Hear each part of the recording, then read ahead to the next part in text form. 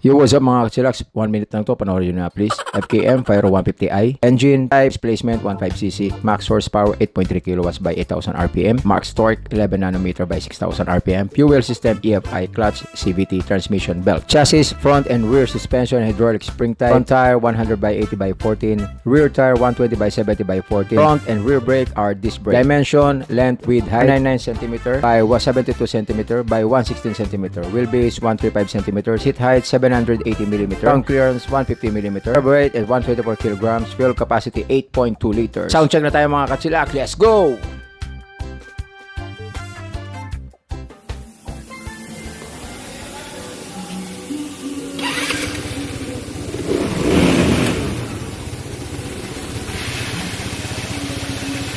That's all mga katsilak. Let's get it on, mamon!